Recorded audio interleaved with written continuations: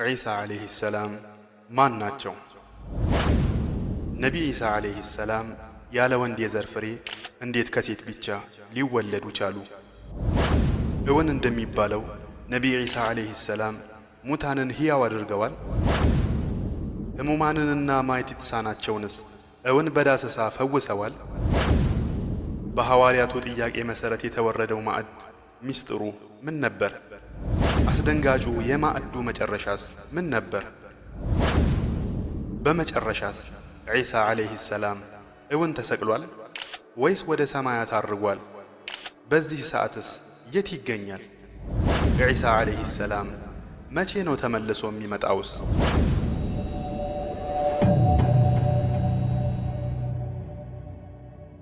የዛሬው እንግዳችን የአላህ ባሪያና ነቢይ የሆነው ዒሳ ኢብኑ መርየም ዓለይሂ ሰላም ሲሆን የዘር ሐረጉም ከዳውድ ዓለይሂ ሰላም ይመዘዛል። የታሪክ መዛግብት እንደሚያመለክቱት መርየም ዓለይሃ ሰላም በሕፃንነቷ ለቤተ አምልኮ የተሰጠች ልጅ ስትሆን ውሎ አዳሯ እዚያው ቤተ አምልኮ ውስጥ ነበር። ለወሳኝ ጉዳይ ካልሆነ በቀር መርየም ዓለይሃ ሰላም ከዚያ ግቢ አትወጣም ነበር። እዚያ ቤተ አምልኮ ውስጥም ዩሱፍ የተባለ ያጎቷ ልጅ አለ። እሱም ውሎ አዳሩ እዚያው ስለሆነ ዝምድናቸውን ይበልጥ አጠናክሮታል። ዘውትር ውሃ ለመቅዳትም ከቤተ አምልኮ አቅራቢያ ወዳለው ምንጭም አብረው ነበር የሚሄዱት። ከዕለታት አንድ ቀን መርየም እንስራዋን ይዛ ዩሱፍ ዘንድ በመሄድ ምንጩ ጋር ሂደን ውሃ እንቅዳ አለችው። ዩሱፍም እኔ እስከ ነገ የሚበቃኝ ውሃ አለኝ አላት። እሷም ትታው ብቻዋን ሄዳ ምንጩ ቦታ በመቅዳት ላይ ሳለች ጅብሪል ዓለይሂ ሰላም በሰው ተመስሎ አጠገቧ ቆመ።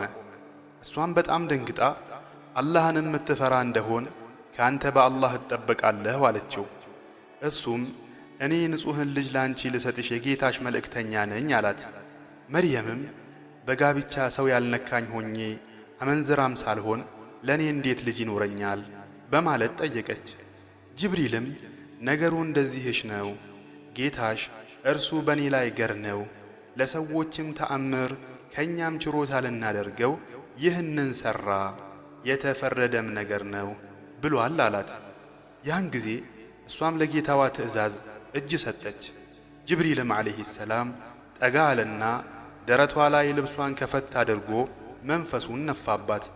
መርየምም በእንስራዋ ውሃዋን ሞልታ ወደ ቤተ አምልኮ ተመልሳ ሄደች። ጊዜ ጊዜን እየተካ የመርየም ጽንስ ሆዷን እየገፋ መጣ። ይህን የተመለከተው ያጎቷ ልጅ ዩሱፍ ሁኔታው በጣም ግራ አጋባው። አርግዛ ነው እንዳይል ከቤተ አምልኮ ከሱ ውጭ ከማንም ጋር ወጥታም ታይታም አታውቅም። ምንም አልተፈጠረም እንዳይል የእርግዝና ምልክቶች እንዳለ ይታዩባታል። በመጨረሻም ይህን የሚያጣራበት አንድ መፍትሄ ያገኘና ሊያናግራት ወስኖ ከእርሷ ዘንድ በመሄድ መርየም ሆይ የሆነ ነገር በውስጤ ይመላለሳል፣ እደብቅሻለሁ እያልኩ ግን አልቻልኩም፣ በቃ ልጠይቅሽ አላት። መርየምም መልካምን ንግግር ተናገር፣ ጠይቅ አለችው። ዩሱፍም ቡቃያ ያለ ዘር ይበቅላልን ሲል ጠየቃት። መርየምም አዎን ይበቅላል አለችው። ዩሱፍም አረንጓዴ ቅጠልስ ዝናብ ሳያገኝ መብቀል ይችላልን ሲል ጠየቃት። መርየምም አዎን መብቀል ይችላል አለችው። ዩሱፍም ያለ ወንድ ሴት ልጅ ብቻዋን መውለድ ትችላለችን ሲልም ጠየቃት። መርየምም አዎን ትችላለች አለችው።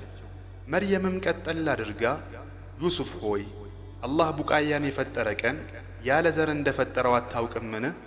አላህ አረንጓዴ ቅጠልንስ ለመጀመሪያ ጊዜ ሲፈጥረው ያለ ዝናብ እንደፈጠረው አታውቅምን? ታዲያ መጀመሪያ ቅጠልንና ቡቃያን ዘርም ሆነ ዝናብ ሳይኖር የፈጠረው ጌታ አሁንስ ያለ ዝናብና ያለ ዘር መፍጠር ይከብደዋል ትላለህን? አለችው። ዩሱፍም አይኔ እንደዛ ልልፈልጌ አይደለም፣ አላህ በፈለገው ነገር ላይ ሁሉ ቻይ ነው። አንድን ነገር ማድረግ በፈለገ ጊዜም ሁን ይለዋል ይሆናልም አላት። መርየምም አላህ ያለ ወንድም ያለ ሴትም አደምን አልፈጠረምን? ያለ ሴትስ ሐዋን አልፈጠረምን? አለችው። ዩሱፍም አዎን ፈጥሯል አላት። ከዚያም በልቡ ግን መናገር ያልፈለገችው የአላህ ተአምር በሆዷ እንዳለ አወቀ። መርየምም የመውለጃ ሰዓቷ በተቃረበ ጊዜ የቤት አምልኮውን ግቢ ለቃ ወጣች። ብቻዋን በረሃ ላይ ሳለች ምጡ ጀመራት። በጣምም አመማት። አሁን ያለችበትን እንግልትና ከመውለዷ በኋላ የሚከተላትን እንግልት ስታስብ ዋ ምኞቴ፣ ምን ነው ከዚህ በፊት በሞትኩ ተረስቼም የቀረሁ በሆንኩ ብላ ተመኘች። በመጨረሻም ወደ አንድ የደረቀ ተምር ዛፍ ዘንድ በመጠጋት ልጇን ዒሳን ዓለይሂ ሰላም ተገላገለች። ልክ ልጁን እንደተገላገለች ጅብሪል ዓለይሂ ሰላም መጣና መርየም ሆይ አትዘኚ፣ ጌታሽ ከበታችሽ ትንሽ ወንዝ በርግጥ አድርጓል። የዘንባባይቱንም ግንድ ወደ አንቺ ወዝውዣት፣ በአንቺ ላይ የበሰለን የተምር እሸት ታራግፍልሻለችና ብይም፣ ጠጪም፣ ተደሰቺም አላት። በልታ ስታበቃም ጅብሪል ማንም ሰው ሊያናግርሽ ቢፈልግ እኔ ለአራሕማን ማንንም ሰው ላላናግር ጾም ያለሁ በይ አላት። ኢብሊስም መርየም ዓለይሃ ሰላም ልጇን ከተገላገለች በኋላ ወደ እስራኤላውያኑ ካህናት በመሄድ የመርየምን መውለድ ነገራቸው። ካህናቱም በጣም በመቆጣት ይዙቱባትም ጀመር። ከዚያም መርየም ዓለይሃ ሰላም ልጇን ተሸክማ ወደ ቤተ አምልኮ መጣች። ሁሉም ተሰብስቧል። ገና ፊት ለፊታቸው ብቅ ስትል የሃሩን እህት ሆይ አባትሽ መጥፎ ሰው አልነበረም፣ እናትሽም አመንዝራ አልነበረችም አሏት።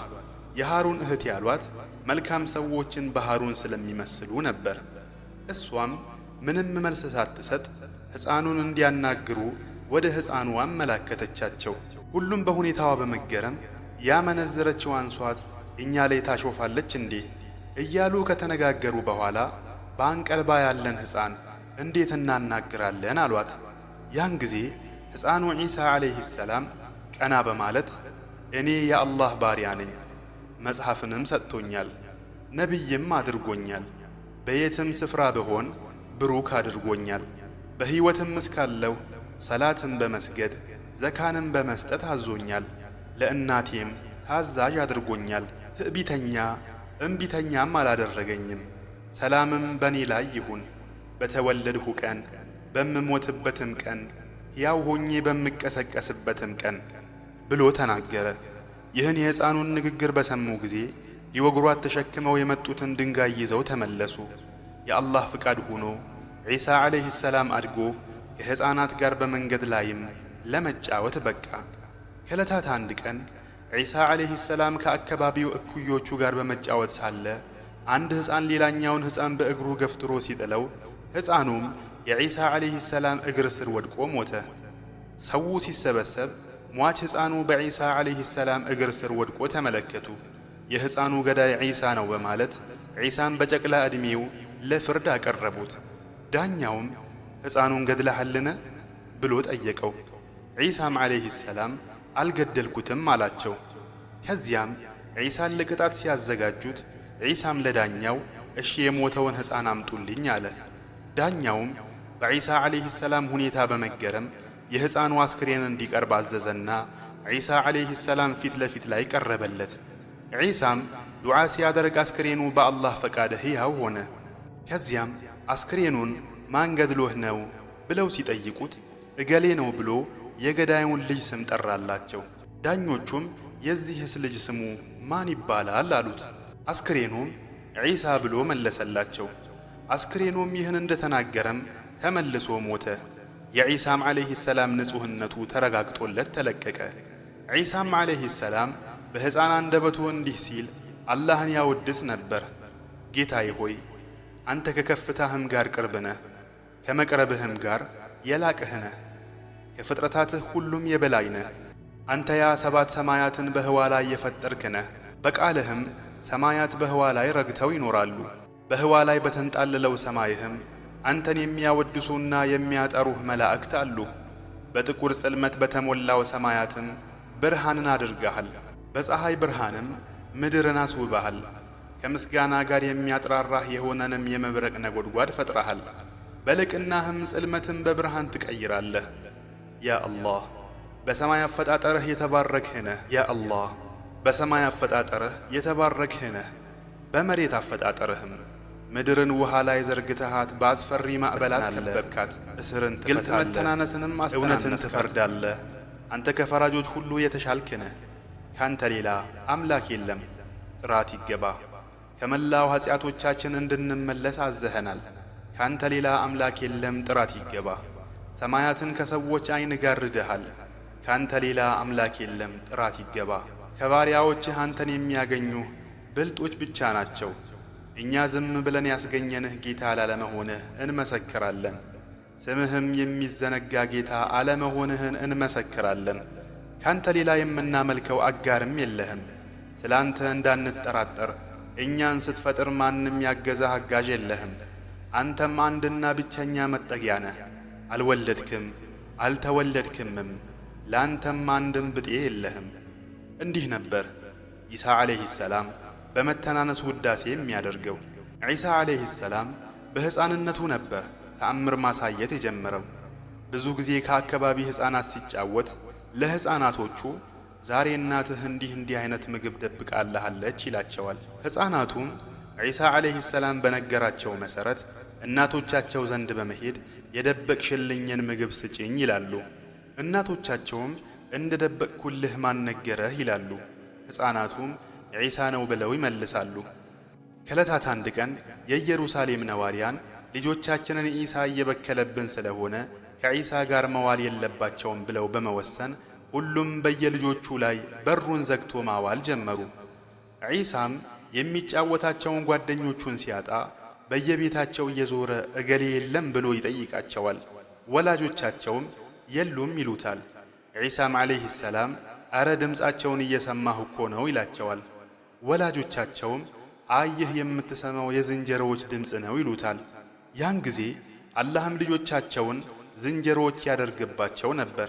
በዚህ ሁኔታ ዒሳ ዓለይሂ ሰላምና እናቱ መርየም በርካታ እንቅፋቶችን በማሳለፍ ረጅም ዓመታትን ኑረው ዒሳም ዓለይሂ ሰላም የተውራትን ትምህርት ከተለያዩ ካህናት እየቀሰመ ጎረመሰ።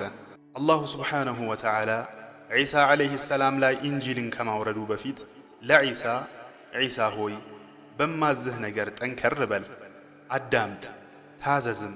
አንተ የንጹዋ የድንግሏ የንጽሕቷ ልጅ ሆይ አንተን ያለ ወንድና ሴት ንክኪ ፈጥሬሃለሁ፣ ለዓለማትም ተአምር ትሆን ዘንድም ፈጥሬሃለሁ። እኔም ብቻ አምልክ፣ በእኔም ብቻ ተመካ፣ የምሰጥህንም መጽሐፍ በርትተህ ያዘው። ይህንንም መጽሐፍ ይዘህ ስርያንኛ ቋንቋ ተናጋሪዎች ዘንድ ሂደህ አላህ እውነተኛው ሕያውና የተብቃቃ ዘውታሪ ጌታ ነው በላቸው። ዒሳ ሆይ ያን ማንበብም ሆነ መጻፍ የማይችለውን አረባዊ ነቢይም መምጣቱን አበስር። ዒሳ ሆይ ያ ነቢይ የውበትን ዘውድ ተላብሷል። ጎላ ባለ ሁኔታ ረዥም አይደለም፣ አጭርም አይደለም፣ መካከለኛ ነው። መልኩም ነጭም አይደለም፣ ጥቁርም አይደለም። ያ ነቢይ ግና ውበት ያለው ቅላት አለው። ዒሳ ሆይ ያ ነቢይ የሰውነቱ ማቀማመጥ ለእይታ ማራኪ ነው። ሁለቱ ትከሻዎቹ የተራራቁ ናቸው። ትከሻው ሰፊ ነው፣ እስከ ትከሻው የሚደርስ ረዥም ጸጉርም አለው። ጺሙ ብዛት ያለውና ጠቅጠቅ ያለ ነው። ጣቶቹም ወፋፍራም ናቸው። ጉልበትን የመሳሰሉ የአጥንት መገጣጠሚያዎቹ እንደዚሁ ሰፋ ያሉና ወፈር ያሉ ናቸው። ፊቱ ክብ ነው፣ ዓይኑም ጥቁር ነው። የዓይኑ ሸፋሽፍቶችም ረዣዥም ናቸው። የዓይኑ ዙሪያው ቀላ ይላል። ከደረቱ ጀምሮ እስከ እምብርቱ ድረስ የሚወርድ የሰውነት ጸጉር አለው። በሚራመድ ወቅት ልክ ወደ ቁልቁለት እንደሚወርድ ሰው ፈጠን ብሎ እግሩን በኃይል እያነሳ ነው የሚራመደው። ፊቱ ልክ ጨረቃ በየወሩ 15ኛው ቀን እንደምታብረቀርቀው ሁላ ያብረቀርቃል። ፊቱ ጨረቃን የሚመስል ያህል የፈካ ነው። ድምፁ ያማረ ነው። ጉንጩ ቀለል ያለ ነው። ይህ ደግሞ የወንዳ ወንድነት የተሟላ ባህሪ ነው። ሆዱና ደረቱ ቀጥ ያለና የተስተካከለ ነው። ዒሳ ሆይ ያ ነቢይ የምስክ ሽታ አይነትም ያውዳል። ከሱ በፊትም ሆነ ከሱ በኋላ እንደሱ አይነት ውብ አልታየም። ዒሳ ሆይ የዛን ነቢይ ኃላፊነት ውሰድ። የእናትህን ኃላፊነት ዘከርያ ወስዶ እንደተንከባከባት። ዒሳ ሆይ ያ ነቢይ እኔ ዘንድ ለማንም ፍጥረት ካለው ቦታ በላይ ቦታ አለው። ንግግሩ ቁርአን ነው፣ ሃይማኖቱም እስላም ነው። እኔ ደግሞ ሰላም ነኝ። ዒሳ ሆይ የዚያን ነቢይ ዘመን ደርሶ የኖረ ሰው ምንኛ ታደለ! በዚያ ዘመንም ያን ነቢይ ቀርቦ ንግግሩን የሰማ ሰውስ ምንኛ ዕድለኛ ነው በማለትም አላሁ ዘመን ከመወተዓላ ሙሐመድ ሰለላሁ ዐለይሂ ወሰለም አላህ ይህን ካለው ቃል አስገብቶ ሙሐመድ ሰለላሁ ዐለይሂ ወሰለም በዚህ በታዘዘው ሁኔታ ዒሳ ዐለይሂ ሰላም አላህን በመተናነስ እየተገዛ የጌታውንም ተልእኮ ማድረስ ጀመረ። ከዕለታት አንድ ቀንም ዒሳ ዐለይሂ ሰላም መንገድ ላይ ሳለ አንዲት ሴት በአንድ ቀብር ተደፍታ ስትንሰቀሰቅ ተመለከታት። ዒሳም ዐለይሂ ሰላም ጠጋ ብሎ አንቺ ሴት ምን ሆነሻል ብሎ ጠየቃት። ሴትየዋም አንዲት ብቸኛ ልጄ ሞታ ነው፣ ከእሷ ሌላ ምንም ልጅ የለኝም። እኔም ለጌታዬ እሷን ያቀመሳትን ሞት እስኪያቀምሰኝ ወይም ልጄን አንድ ጊዜ ቀስቅሷት እስኪያሳየኝ ይህን ቦታ አልለቅም ብዬ ቃል ገብቻለሁ አለችው። ዒሳም ዐለይሂ ሰላም አንድ ጊዜ ካየሻት ግን ይህን ቦታ ለቀሽ ትሄጃለሽን ብሎ ጠየቃት። ሴትየዋም አዎን አለች። ዒሳም ዐለይሂ ሰላም እዚያው ቦታ ላይ 2 ረክዓ ሰግዶ ወደ ቀብሩ ጠጋ በማለት አንቺ እገሊት በአላህ ትእዛዝ ቁሚ ብሎ ጠራት። ያን ጊዜ ቀብሩ ተንቀሳቀሰ። ሁለተኛም ሲጣራ ቀብሩ መከፈት ጀመረ። ሶስተኛም ሲጣራ ከጸጉሯ አፈር እየጠረገች ከቀብር ውስጥ ወጣች። ዒሳም ዐለይሂ ሰላም ከቀብር የወጣችውን ልጅ ስጠራሽ ለምን ዘገየሽ ብሎ ሲጠይቃት እሷም መጀመሪያ ስትጠራኝ አንድ መልአክ መጣና ቆመብኝ፣ ሁለተኛ ስትጠራኝ ነፍሴ በገላዬ ገባችልኝ፣ ሶስተኛ ስትጠራኝ ቂያማ የቆመ መስሎኝ ጸጉሬ ቅንድቤ ሁሉ ሸበተ አለችው። ከዚያም ልጅቱ ወደ እናቷ ዞራ እናቴ ሆይ ምን ነው የሞትን መራራ ጽዋ 2 እንድቀምስ ፈልገሽ ነው ወይ ያስቀሰቀሽኝ? እናቴ ታገሺ፣ የትዕግስትሽንም ምንዳ ከጌታሽ ጠብቂ። እኔ አሁን ከዱንያ ጉዳይ የለኝም። አንተ የመርየም ልጅ ሆይ ጌታህ ወደ አኺራ እንዲመልሰኝ ጠይቀው፣ የሞትንም ጣር እንዳያቀምሰኝ አለች።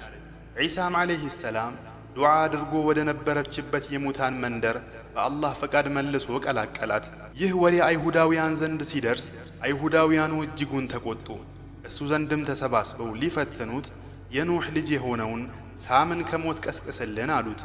ዒሳም ዐለይሂ ሰላም ለጌታው በመተናነስ ሕዝቡ ያምን ዘንድ ዱዓ በማድረግ የኑሕ ልጅ የሆነውን ሳምን ከሙታን መንደር ቀስቅሶ ከፊታቸው አቆመላቸው። አይሁዳውያንም ስለ ኑሕ ዐለይሂ ሰላም ዘመን ስለተከሰተው ጠየቁት። ሳምም ሁሉንም ነገራቸውና ተመልሶ ሞተ። በዚህ ሁኔታ ለእስራኤላውያን የተለያዩ ተአምራትን ባሳያቸው ቁጥር ጥመታቸው ይልቅ ይጨምር ነበር። ዒሳም ዐለይሂ ሰላም ለእስራኤላውያኑ ከጭቃ የወፍን ቅርጽ ሰርቶ ትንፋሹን ሲነፋበት በአላህ ፈቃድ ወፍ ይሆን ነበር። በዘመኑ መድኃኒት የሌለውን የለምጥ በሽታን በአላህ ፈቃድ ይፈውስም ነበር። ማየት የተሳናቸውንም በአላህ ፈቃድ ይፈውስም ነበር። ነገር ግን አብዛኛዎች የጥሜትን መንገድ አሟሙቀው ይዘውት ነበር። ይህ ሊሆን የቻለውም አላሁ ሱብሓነሁ ወተዓላ አንድን ነቢይ ወደ ሕዝቡ ሲልከው ያ ሕዝብ የተካነበትን የጥበብ ዘርፍ ለዚያ ነቢይ እጥፍ ድርብ አድርጎ ይሰጠው ነበር። ለምሳሌ በሙሳ ዐለይሂ ሰላም ዘመን የድግምተኞች መራቀቅ የድግምትን ጫፍ ደርሶ ነበር። አላህም ድግምትን የሚያስንቅ ግሩም ተአምር ለሙሳ ዐለይሂ ሰላም ሰጠው። በዒሳ ዐለይሂ ሰላም ዘመንም አይሁዳውያን የሕክምናን ጥበብ ጫፍ ደርሰው ነበር። አላህም የእነሱን ጥበብ በሚያስንቅ ሁኔታ ለዒሳ ዐለይሂ ሰላም ሰጠው። በረሱላችንም ሰለላሁ ዐለይሂ ወሰለም ዘመን ቁረይሾች የንግግርና የሥነ ጽሑፍ ጥበብን ከየትኛውም ትውልድ በላይ ተክነውበት ነበር። አላህም የሁሉንም የንግግር ስልት በሚያስንቅ ሁኔታ የቁርአንን ተአምር አወረደላቸው። በዚህ ሁኔታ በዒሳ ዐለይሂ ሰላም ዘመንም የነበሩ ሕዝቦች ከፊሉ በዒሳ ነቢይነት ሲያምን፣ አብዛኛው ደግሞ ክህደትን በመምረጥ የዒሳ ዐለይሂ ሰላም ጠላት ሆኑ። ከዕለታት አንድ ቀን ዒሳ ዐለይሂ ሰላም አላህን ጡባ ምንድን ነው ብሎ ጠየቀው። አላህም አንድ ተክል ናት፣ እኔ ነኝ በእጄ የተከልኳት፣ ለጀነቶችም ሁሉ አድርጊያታለሁ። ስሯ ከሪድዋን ነው፣ ውሃዋም ከተስኒም ነው፣ ቅዝቃዜዋም እንደ ካፉር ነው፣ ጣዕሟም የዘንጀቢል ነው፣ ሽታዋም የሚስክ ነው።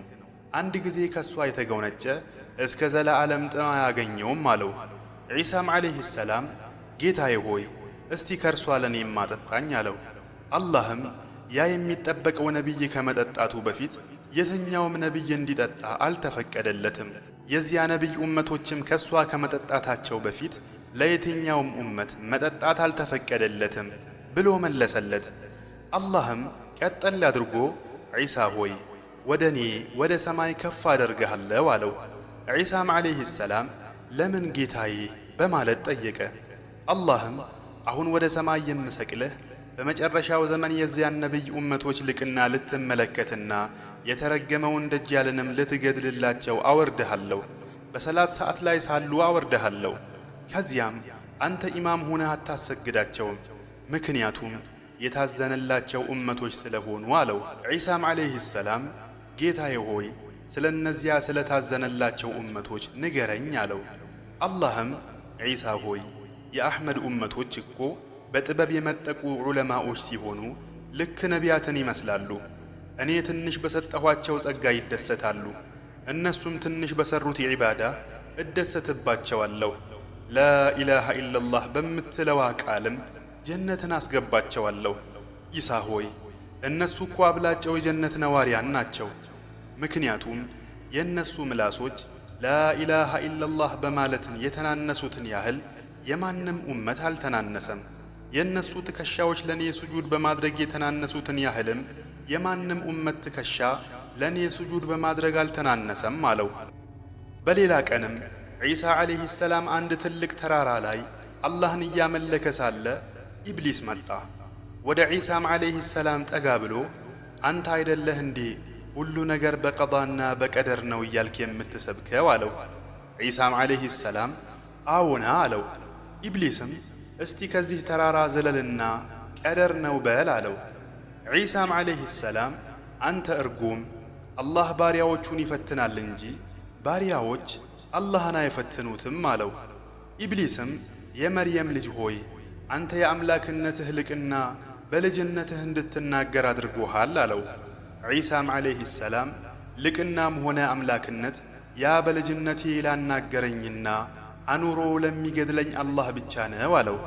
ኢብሊስም የመርየም ልጅ ሆይ አንተ በአምላክነትህ ልቅና ሙታንን ሕያው አድርገሃል አለው። ዒሳም ዓለይሂ ሰላም ልቅናም ሆነ አምላክነት ያ የፈለገውን ሕያው ለሚያደርግ አላህና እኔ በሱ ፈቃድ ሕያው ያደረግኩትን ለሚገድለው አላህ ነው አለው። ኢብሊስም ወላሂ አንተ እኮ በሰማያትም በምድርም ጌታ ነህ አለው። ይህን ጊዜ ጅብሪል ዓለይሂ ሰላም በክንፉ ኢብሊስም በከፍተኛ ሁኔታ ሲመታው ኢብሊስ በአንዴው የፀሐይ መውጫ ላይ ደረሰ። ኢብሊስም በከፍተኛ ሁኔታ ሲመታው ወደ ምዕራብ መጨረሻ የፀሐይ መውጫ ላይ ደረሰ። አሁንም ዳግም ክፉኛ ሲመታው ወደ ምዕራብ መጨረሻ ደረሰው። ሰባተኛ ባህር ውስጥ ክፉኛ ሲመታው ከዚያም በጭቃ እስኪላወስ ድረስ ሰባተኛ ባህር ውስጥ ዘፈቀው። ከዚያም ይህ ርጉም ከዚያ ባህር ውስጥ በመውጣት የዒሳ ዓለይሂ ሰላም ዘንድ ሄደና በጌታዬ እምላለሁ አንተ የመርየም ልጅ በአንተ ሰበብ የተሰቃየሁትን በማንም ሰበብ አልተሰቃየሁም አለው።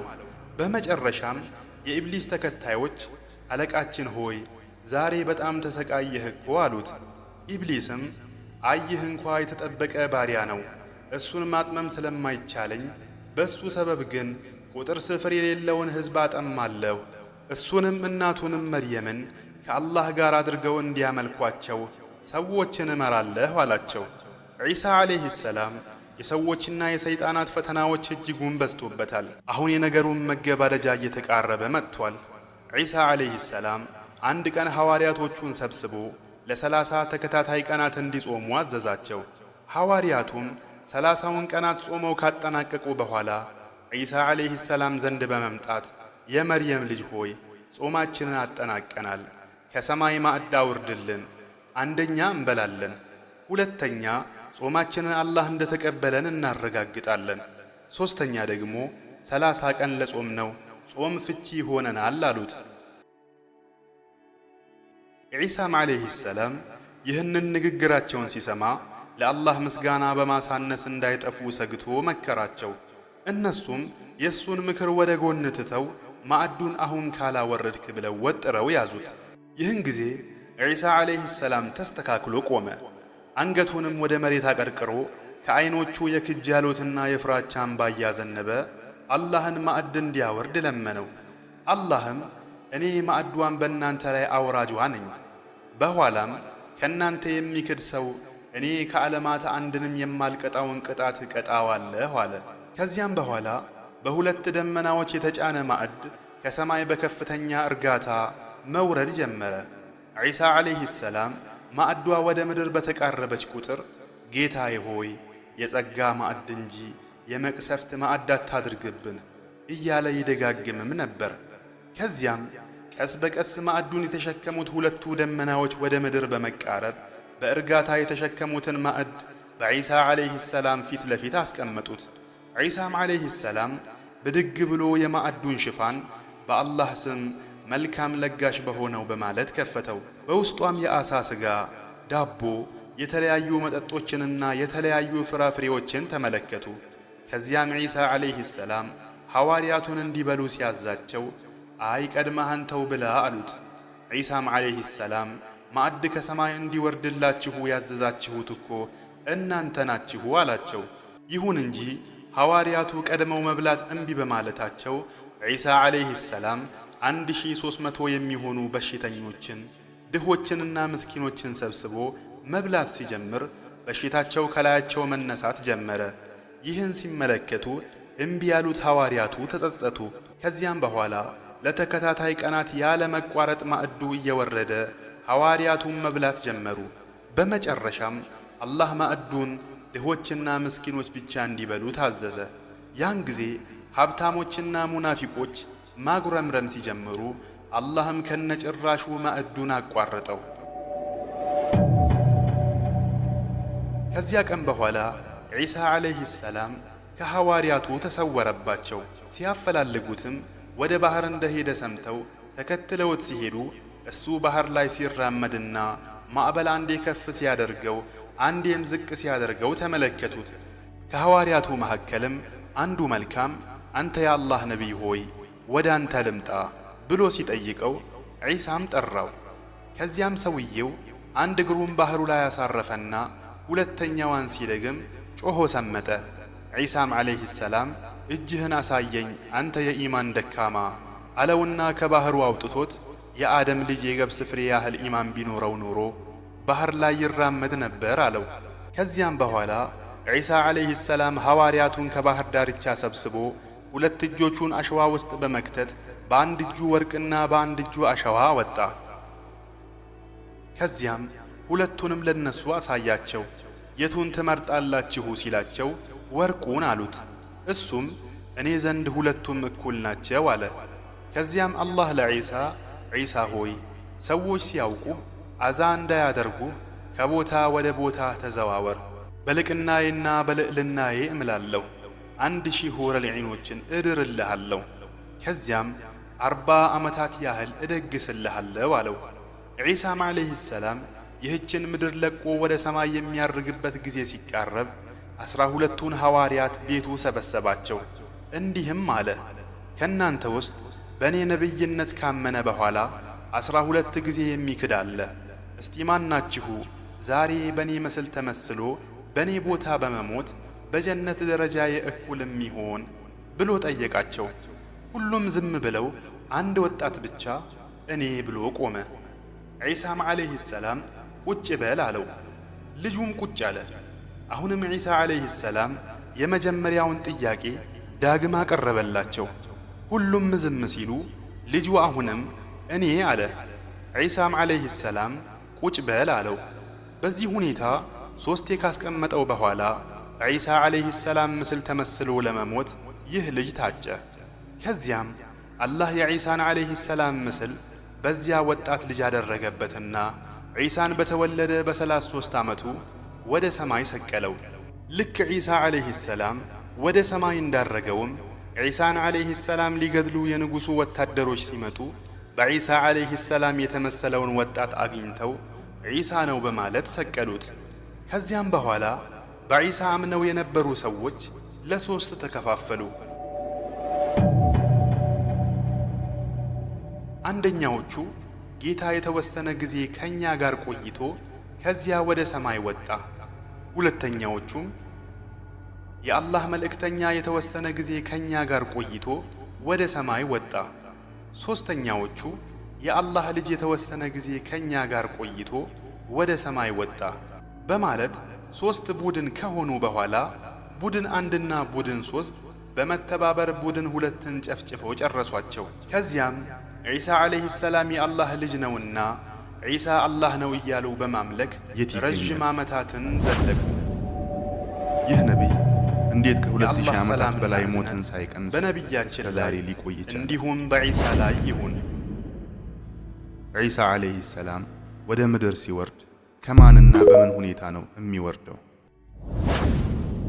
ነቢይ ዒሳ ዓለይሂ ሰላም ወደ ምድር ከወረደ በኋላ ምን ያደርጋል? ያእጁጅና ማእጁጅ ከታገሩበት ሲፈቱ የመርየም ልጅና ምእመናን የት ይሸሸጋሉ? በመጨረሻስ ዒሳ ዓለይሂ ሰላም እውን ሞትን ይቀምሳል?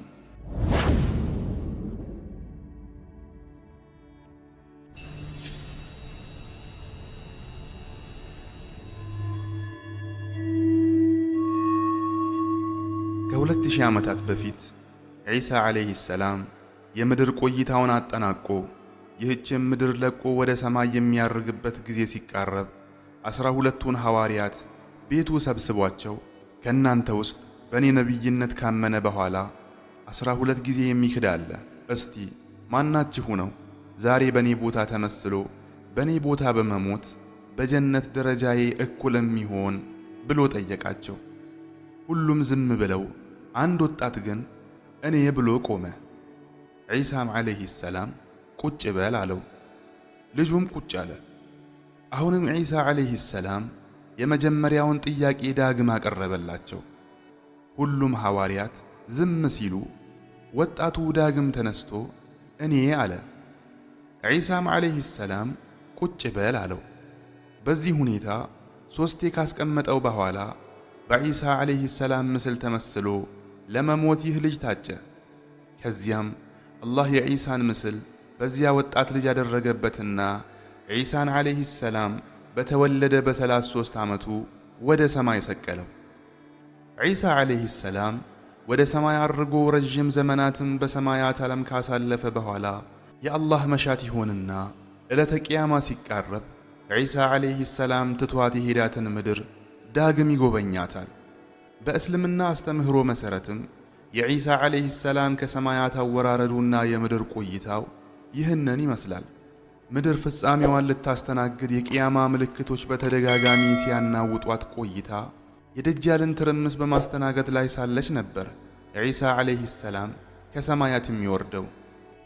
ወቅቱ የሰው ልጆችም ሆኑ ምድር በታሪካቸው አይተውት የማያውቁትን እጅግ ጨካኝ ፈተና እያስተናገዱ የነበረበት ወቅትም ነበር። ደጃል ምድርን በቁጥጥሩ አውሎ ነዋሪዎቿንም ባሪያ አድርጎ ምድር ላይ በመንገስ አያሌ ብክለትን እየፈጸመ በነበረበት ወቅት ምድርን ሊታደጋትና መልካም የአላህ ባሮችንም ከገጠማቸው የደጃል ፈተና ነፃ ሊያወጣቸው በአላህ ፈቃድ ዒሳ ዓለይሂ ሰላም ከሰማያት ወደ ምድር ጉዞን ይጀምራል። ዒሳ ዓለይሂ ሰላም በአላህ ትእዛዝ መሠረት ይህንን ምድር የሚያስጨንቃትን ደጃልን ለመግደል ከደማስቆ በስተ ምስራቅ በሚገኘው ነጩ ጉልላት ዘንድ 2 ነጫጭ ልብሶችን ለብሶ 2 እጆቹን በ2 መላእክት ክንፍ ላይ አድርጎ በሰላት ሰዓት ይወርዳል። ዒሳ ዓለይሂ ሰላም ራሱን ሲያነቃንቅ ከፀጉሩ የውዱእ ውሃ ይንጠባጠባል። ከራሱ የሚንጠባጠበው የውሃ ጠብታዎችም ልክ ንጹሕ ሉል ይመስላሉ። ምድር ላይ ወርዶ ወደ ቁድስ ከተማ ሲገባም ምድር ላይ ያሉና ከደጃል ፈተና የተረፉ ሙስሊሞች ሰላት ሊሰግዱ ኢቃም ሲሉ ብቅ ይላል። ይህን ጊዜ ሁሉም ያውቁታል። ሰላቱን ሊመራ የነበረው ማህዲም ዒሳን ዓለይሂ ሰላም ሲያይ ወደ ኋላ መለስ ብሎ ዒሳ እንዲያሰግድ ቦታውን ይለቅለታል። ይሁን እንጂ ዒሳ ማሰገድ እምቢ ይልና በመህዲ መሪነት ሰላቱ ይሰገዳል። በዚያ በወቅቱ ሙስሊሞችን ሲመራ የነበረው ማህዲ የመሪነትን ኃላፊነት ለዒሳ ዓለይሂ ሰላም ያስረክበውና ዒሳም ዓለይሂ ሰላም ኃላፊነቱን ተረክቦ ምድር ላይ የሰፈነውን የደጃል ፈተና ለመመከት ደጃልን ፍለጋ ጉዞ ይጀምራል። ያ ምድርን ያለ አንዳች ከልካይና ያለ አንዳች ርኅራሄ ሲበክል የነበረው ደጃል የዒሳን ዓለይሂ ሰላም መምጣት ሲመለከት ወደ ፊለስጢናዊቷ ከተማ ሉድ ይሸሻል። ዒሳም ዓለይሂ ሰላም እየተከታተለ በቀስት ይወጋዋል። በመጨረሻም ዒሳን ዓለይሂ ሰላም ፊት ለፊት ሲመለከት ጨው በውሃ ውስጥ እንደሚቀልጥ ሁላ ደጃልም መቅለጥ ይጀምራል። ይህን ጊዜ አላህ ከሙስሊሞች ላይ ሐዘንንና ጭንቀትን ያስወግድላቸዋል። ዒሳም ዓለይሂ ሰላም የሙስሊሞችን ደረጃቸውን በጀነት ላይ ይነግራቸዋል። አይኖቻቸውንም በተከበረችው እጁ ያብሳቸዋል። በዚያን ጊዜ ዱንያ ላይ እንደነሱ ደስተኛ ሰው አይኖርም። ዒሳም ዓለይሂ ሰላም በመቀጠል እሱ ላይ ያለ አግባብ መለኮትነትን የጫኑ ህዝቦችን ይታገላል። መስቀልንም እየሰበረ በምድር ላይ የጸያፍነት መገለጫ የሆነውን አሳማም ይገድላል። በዚህም መሰረት ምድር ፍጹም ከየትኛውም አይነት በደልና ግፍ ጽዱ ሁና በፍትሃዊው መሪ እየተመራች ዓመታትን ታስቆጥራለች። በመቀጠልም የቂያማ መዳረሻ ምልክት ከሆኑት ዋነኞቹ የያእጁጅና ማእጁጅ ህዝቦችም መውጫቸው ይደርስና ዒሳ ዓለይሂ ሰላም በምድር ባለበት ወቅት ምድርን ሊያተራምሱ ከዋሻዎቻቸው እየተተረማመሱ ይወጣሉ። አላህም ለዒሳ ዓለይሂ ሰላም እንዲህ ሲል ዋህይ ያወርድለታል። እኔ ከፍጥረታት ውስጥ አንድም ሊመክታቸው የማይችላቸውን ህዝቦች ከምሽጎቻቸው ፈትቼ ለቅቄያቸዋለሁ። እኚህ ፍጥረታት አብረውህ ያሉ ምእመናንን እንዳይቀራመቷቸው ወደ ጡር ተራራ ይዛሃቸው ውጣ። ዒሳም ዓለይሂ ሰላም ይህንን የአላህን ትእዛዝ ተከትሎ ህዝቡን ወደ ጡር ተራራ ይዟቸው ይወጣል። ከዚያም ለብዙ ሺህ ዓመታት ምድር ላይ ታጉረው የከረሙትና ለቁጥራቸው ስሌት የሌለው እኚህ የያእጁጅና ማእጁጅ ፍጥረታት ከከርሰ ምድር ወደ ገጸ ምድር ወጥተው ምድርን አይበክሉ መበከልን ይበክሏታል። እነዚህ ፍጥረታት ወደ ምድር ብቅ ሲሉ የምድርን ጅረቶች፣ ወንዞች፣ ሐይቆች፣ ባህሮችና ውቅያኖሶችን ከመቅጸብት ጠጥተው ያደርቋቸዋል። ፍጥረታቱ የሰውነት ግዝበታቸው የሚበሉት እንዳያጠግባቸው የሚጠጡትም እንዳያረካቸው ስለሚያደርጋቸው የሰው ልጆችን ሲያገኙ እንደ ስንዴ ፍሬ እየለቃቀሙ ይበሏቸዋል። ምድርም በነሱ ብክለት ቅጧን አጥታ ወደ ውድመት ትቃረባለች። ከዚያም በተራራው መሽገው ያሉት ዒሳ ዓለይሂ ሰላም እና ተከታዮቹ በሚያሰሙት የመዋደቅ ዱዓ አላህ እነዚህን የምድር በካይ ፍጥረታትን በትናንሽ ትሎች አማካይነት ይገድላቸውና ምድር ላይ አስክሬኖቻቸውን በየሜዳው ያጋድመዋል። ዒሳ ዓለይሂ ሰላምና ተከታዮቹም የምድር በካዮቹ ድምፃቸው ሲጠፋ ምድር ላይ እየተከናወነ ያለውን ለማጣራት ወደ ተቀረው የምድር ክፍል ብቅ ሲሉ ምድሪቱ በእነዚህ ህልቆ መሳፍርት ፍጥረታት አስክሬኖች ተበክላ እናም ጠረኗም ከርፍቶ ያገኟታል። ከዚያም ዳግም ምድር እንድትነጻና ወደ ቀድሞ ምቹነቷ እንድትቀየር ዒሳ ዓለይሂ ሰላም ወደ ጌታው ይዋደቃል። አላህም የዒሳን ዓለይሂ ሰላም ዱዓ ተቀብሎ ምድርን በጠረናቸው ያከረፏትን የያእጁጅና ማእጁጅ ነገዶች በወፎች አማካይነት እሱ እንጂ ማንም ሊያውቅ ወደማይችለው ስፍራ ያርቃቸዋል። ከዚያም ዒሳ ዓለይሂ ሰላም ለ40 ዓመታት ያህል ምድር ላይ ፍትህን፣ ሰላምን አስፍኖ ካስተዳደረ በኋላ ማንኛውም ሰው የሞት ጽዋን በሚቀምሰው መልኩ ዒሳም ዓለይሂ ሰላም ከሙታኑ ተርታ ይሰለፋል። በአስክሬኑ ላይም በወቅቱ ያሉ ሙስሊሞች ሰግደውበት የእስልምና ሕግጋቱ በሚደነግግበት መልኩ ሥርዓተ ቀብሩ ይፈጸማል። አንዳንድ ዘገባዎች እንደሚያመለክቱት ከሆነ የቀብር ፍጻሜው መዲና ከተማ ከረሱል ሰለላሁ ዐለይሂ ወሰለም ቀብር ጎን እንደሚሆንም ያትታሉ።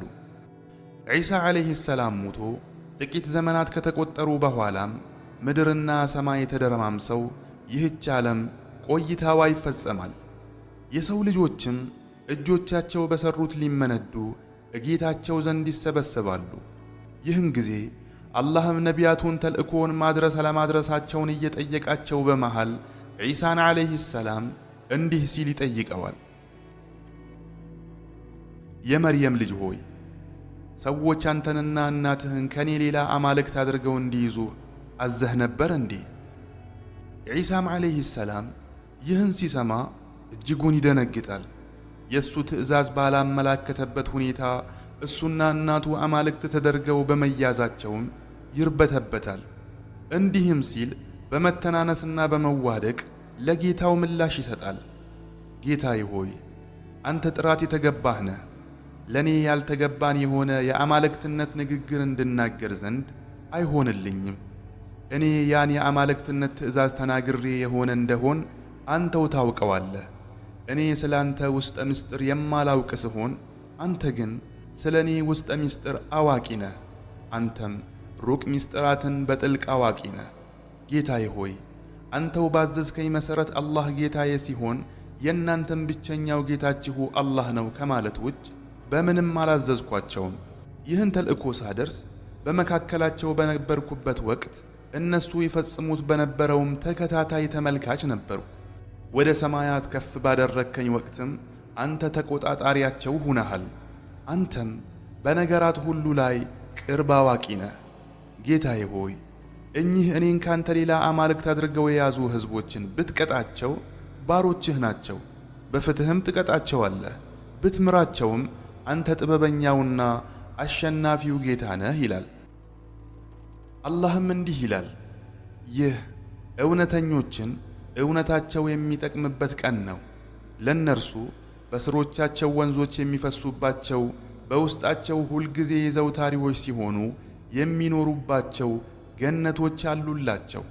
አላህ ከእነርሱ ወደደ፣ እነርሱም ከአላህ ወደዱ። ይህ ታላቅ ዕድል ነው። አላህም እውነት ተናገረ።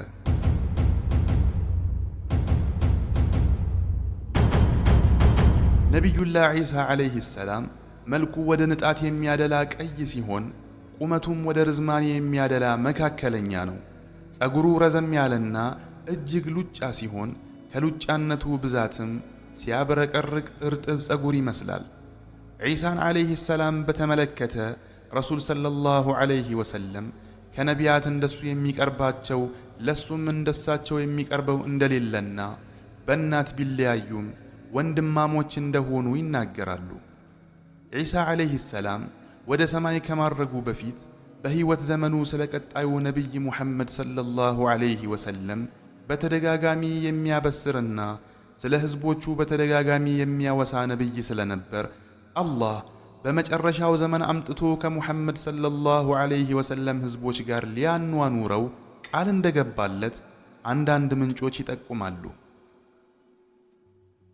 የአላህ ሰላምና እዝነት በነቢያችን ላይ እንዲሁም በመርየም ልጅ ዒሳ ላይም ይስፈን።